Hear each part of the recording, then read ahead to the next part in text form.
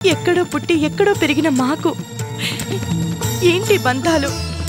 అసలు ఎవరి అవినాష్, ఎవరా మున్ని? నాకిప్పుడున్న ఆసరా కూడా లేకుండా చేసి నన్ను దిక్కులేందాన్ని చేయకు. అమ్మా, పాప పేరు, నక్షత్రం, గోత్రం చెప్పండి. పాపను మేము దత్తత చేసుకున్నాం.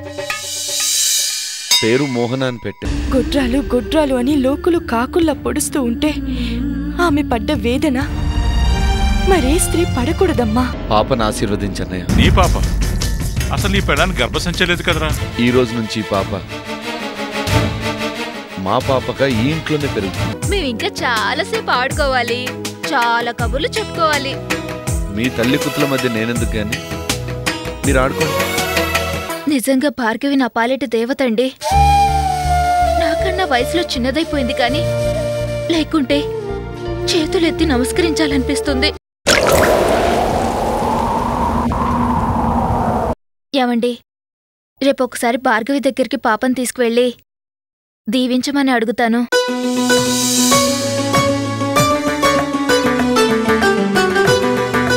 అలాగే వెళ్ళు. నన్ను రమ్మని మాత్రం అడగకు. రేపు నాకు మీటింగ్ ఉంది. అలాగే బాబు, నేనే తీసుకువెళ్తాను. మీతో కలిసి ఎవరిని మీట్ అవుదాం అనుకున్నా మీటింగ్ ఉంది అంటారు. ఇదేమన్నా కొత్త? ఎప్పుడూ ఉండేదేగా. సరే సరే, నేను ఫ్రెష్ అయ్యేసి వస్తాను. చిచి చిచి.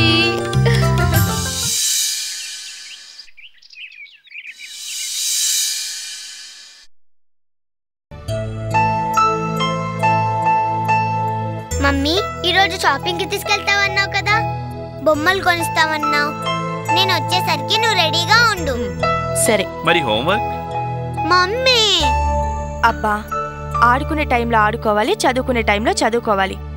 షాపింగ్ నుంచి వచ్చాక ఫ్రెష్ అయ్యి హోంవర్క్ చేస్తుందిలేండి. నేను దగ్గరుండి చేయిస్తానుగా, సరేనా? అవును, అదే నా నమ్మకం, మున్ని ధైర్యం. సరే, తొందరగా రా, టైం అవుతుంది. డాడీ. Bye mummy. బాయ్.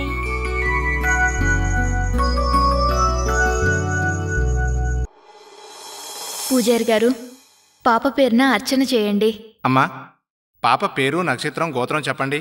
పాపను మేము దత్తత చేసుకున్నాం. పేరు మోహన అని పెట్టాం. నక్షత్రం ఏంటో తెలీదండి.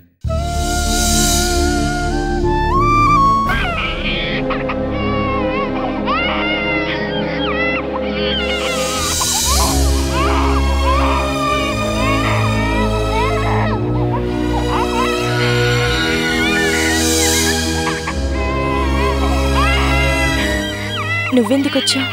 ఏ రాకూడదా? రావాలనిపించింది, వచ్చాను. నువ్విలా బయటికి రాగానే దీనికేమైందో ఒకటే ఏడుపు మొదలుపెట్టింది. అంతలా ఏడుస్తున్న పాపని పరాయి వాళ్ళ ఇళ్ళకి తిప్పడం మంచి పని కాదు. నీదైన జీవితాన్ని నేను పరాయిదానిలో దోచుకున్నా మన మధ్య ఉన్న రక్త సంబంధం మాత్రం పరాయిది కాదు. అందుకే నీ ఆశీర్వాదం కోసం వచ్చాను. నా ఆశీర్వాదం కోసం వచ్చావా? కానీ నేనందుకు తగిన దాన్ని కాదు. ఎందుకంటే నీకంటే నేను వయసులో చిన్నదాన్ని. ఊరుకోమ్మా, ఊరుకో. నా తల్లి కదూ, నా బంగారం కదూ. భార్గవి, నువ్వు ఆశీర్వదించాల్సింది నన్ను కాదు, ఆపకుండా ఏడుస్తున్న ఈ పసిదాన్ని. ఎందుకంటే మంచి మనసు కలవాళ్ల దీవెన దైవ దీవెనతో సమానం. అబ్బా, అంతొద్దులే గాని ఏది పాపనిలతే? పాపం, దీనికి ఆకలేస్తుందేమో. పాలేం పడుతున్నావు? ఇంకేం పాలు, డబ్బా పాలే. బ్యాగ్లో ఉన్నాయి, తీసుకొస్తాను. ముందు దీన్ని తీసుకో.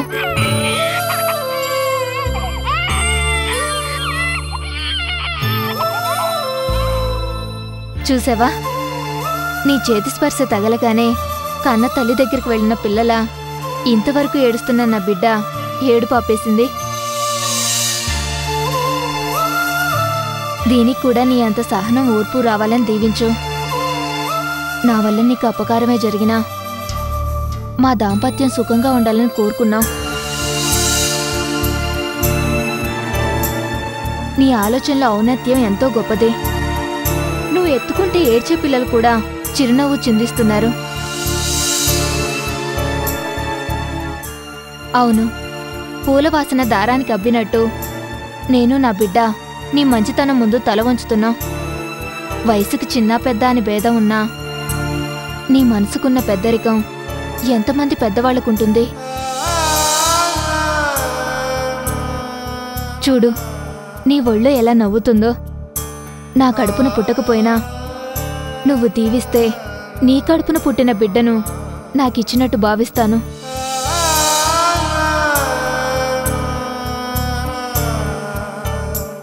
అవును భార్గవి, నీ బిడ్డేది?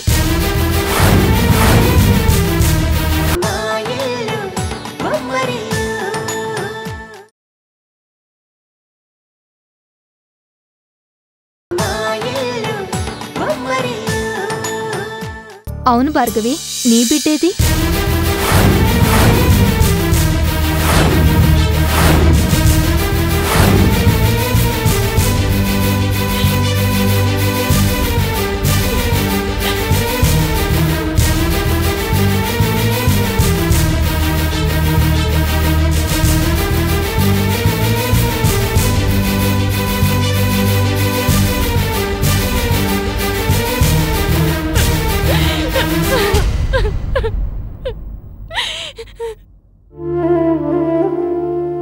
ఏమైంది భార్గవికి? బిడ్డ గురించి అడగగానే అలా ఏడుస్తూ వెళ్ళిపోయింది. అవునమ్మా, పాపం అమ్మగారి బిడ్డ పురిట్లోనే చనిపోయింది. ఆ విషయం గుర్తొచ్చినప్పుడల్లా అమ్మగారిలా బాధపడుతూనే ఉంటారు. పాపం భార్గవి, అప్పుడు భర్తకి దూరమైంది, ఇప్పుడు కన్న బిడ్డకి దూరమైంది. నువ్వు పాపం చూస్తూ ఉండు, నేను ఇప్పుడే వస్తాను. కన్నా,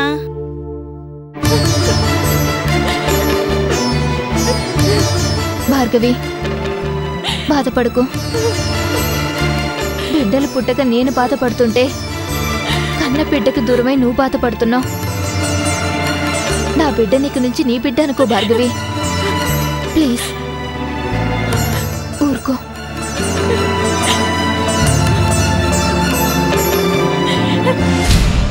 ఇంత జరిగినా మనకు కనీసం మాట మాత్రంగానైనా చెప్పిందా?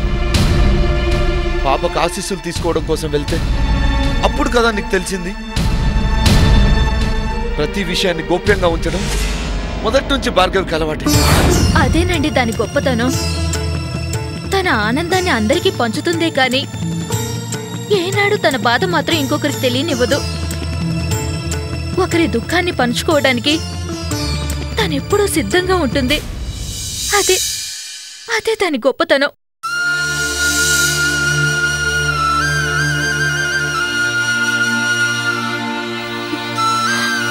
ఏమండి, బిడ్డ చనిపోయిందని బాధపడుతున్నారా?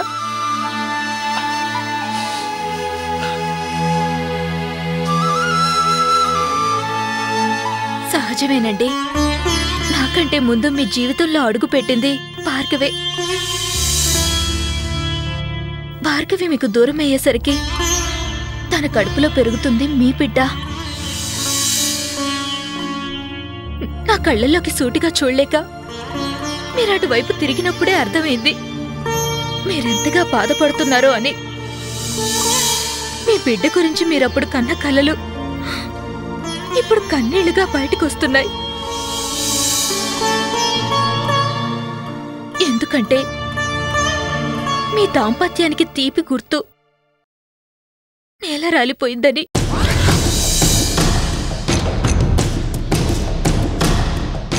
సొంత బిడ్డ పోయిందని తెలిసిన క్షణంలో మీరెంత మదన పడ్డారో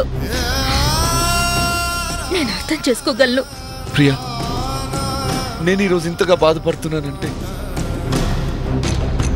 దానికి కారణం భార్గవి. ఆ మనిషికి నేను అంత కానివాడిని అయ్యానా? కనీసం బిడ్డ గురించి కన్న తండ్రికి తెలియజేయాలనిపించలేదు. ఆఖరికి కడసారి చూపైనా నాకు దక్కనివ్వలేదు.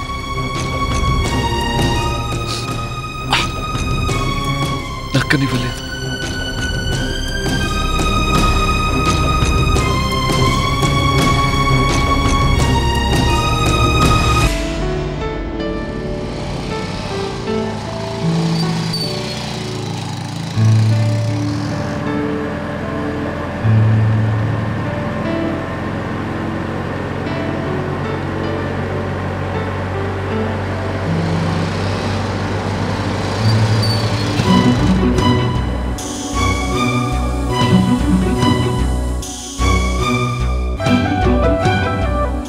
భార్గవి భార్గవి భార్గవి నిన్నే.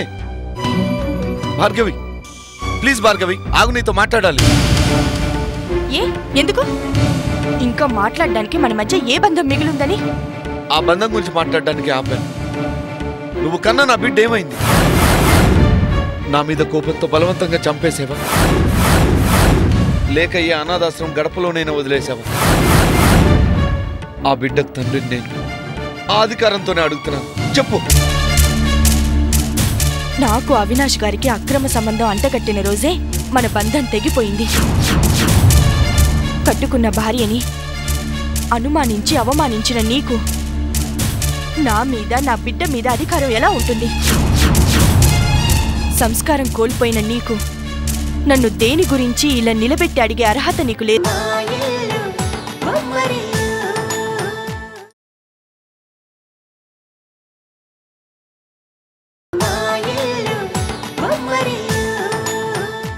సంస్కారం కోల్పోయిన నీకు నన్ను దేని గురించి ఇలా నిలబెట్టి అడిగే అర్హత నీకు లేదు. నీ వాదన పక్కన పెట్టి ఇప్పటికైనా నిజం చెప్పు. నా బిడ్డ చనిపోయింది కదూ, ఆ విషయం నాతో ఎందుకు చెప్పలేదు? ఆ బిడ్డకు నేనే తండ్రినన్న సంగతి మర్చిపోయావా? హక్కులు అర్హతల గురించి మాట్లాడే నీకు అది నీ బాధ్యత అని నీకు తెలీదా?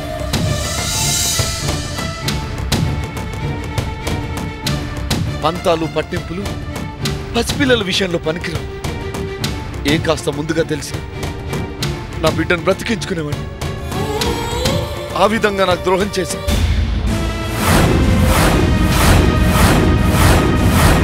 నువ్వు నాకు ద్రోహం చేశావు. ద్రోహం చేశావు.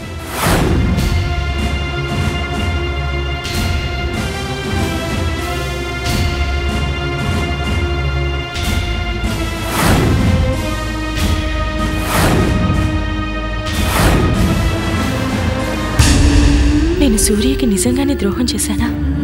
అసలు ఏ పరిస్థితుల్లో అలా చేయాల్సి వచ్చిందో సూర్యకి చెప్పినా అర్థం చేసుకోడు. మా మధ్య ఉన్న విభేదాలు అతని మనసుని కలుషితం చేశాయి. మా మధ్య ఎంతో అగాధాన్ని నింపాయి. భగవంతుడా, ఎందుకయ్యా ఇలాంటి పరీక్షలు పెడతాం?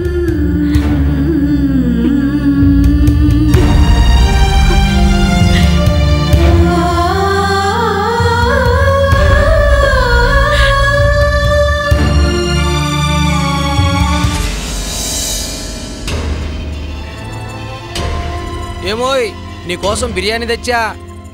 అమ్మో, బిర్యానీయా? ఏ హోటల్లో పడేసారి ముష్టి? పాసిపోయిందా, తినేలా ఉందా? ఛీ, ముష్టి అంటే పైసలిచ్చి కొన్నాం. అల్లా హుస్సేన్ హోటల్ లేదు, అక్కడ పైసలిచ్చి నేను తినేసి నీకు తీసుకొచ్చా. అవును, ఈ రోజేటి కొత్తగా కనిపిస్తున్నావు. ఈ కొత్త బట్టలు ఎక్కడివి? సాయిబాబా గుళ్ళో పంచిపెట్టారా? షాపులో పైసలిచ్చి కొన్నానే. అబ్బో, ఈ బట్టలు, ఈ బిర్యానీ, ఈ తాగుడు ఏంటి దాబు దర్జా? ఇంట్లో బిడ్డపోయి నేనేడుస్తుంటే నువ్వేమో సోకులు చేసుకుంటావా? చెప్పు, ఇవన్నీ ఎలా వచ్చినాయి? బిడ్డపోయిన ఏళ్ళ విశేషమే, మన జాతకమే మారిపోయింది. ఏటన్నావు? బిడ్డొచ్చిన వేళ గొడ్డొచ్చిన వేళ అంటారు గాని నీ నోరు పడా. బిడ్డపోయిన ఏలంటావేంట్రా? అంటే అదే మందులో ఉన్నాను కదా, అదే బిడ్డపోయిన వేళ్ళని. అదిగో మళ్ళీ అదే కూత. ఏదో విషయం ఉంది, ఏంటది చెప్తావా లేదా? ఈ బట్టలు మందు ఎట్లా వచ్చినాయి? నాకేదో అనుమానంగా ఉంది. అసలు ఆ బిడ్డ పోయిందా లేదా? పోతే నాకు శవాన్ని ఎందుకు చూపించలేదు? నిజం చెప్పు. ఏందే నీ అనుమానము? ఎవరో ధర్మాత్ముడు బట్టలిచ్చి మందు ఇప్పించాడనుకోరాదా? మరి బిడ్డ పోయిన వేళా విశేషమని ఎందుకన్నావు? అబ్బా, మందు మీనున్నప్పుడు 1,00,000 అంటామే, అవన్నీ పట్టించుకుంటూ ఎట్లాగే? లేదు, ఏదో అయ్యింది. బిడ్డ పోయిందా లేక మందు కోసం ఎవరికైనా అమ్మేశావా? చెప్పు, ఇవన్నీ నీకెక్కడి నుంచి వచ్చాయి? ఇంట్లో పసిబిడ్డ పోయిందన్న బాధ నాకుంది గాని నీకు చీమ కుట్టినట్టు కూడా లేదు. ఏదో జరిగింది, చెప్పు. బిడ్డ ఏమైంది? అబ్బా, నిజమే చెప్తున్నానే, ఎందుకలా పిచ్చిదానిలా వాగుతావు? ఆ పసిగందు అప్పుడే చచ్చిపోయింది, నన్ను వదిలేయి. అబ్బా, తాగినంతా దిగిపోయింది, మళ్ళా తాగాల.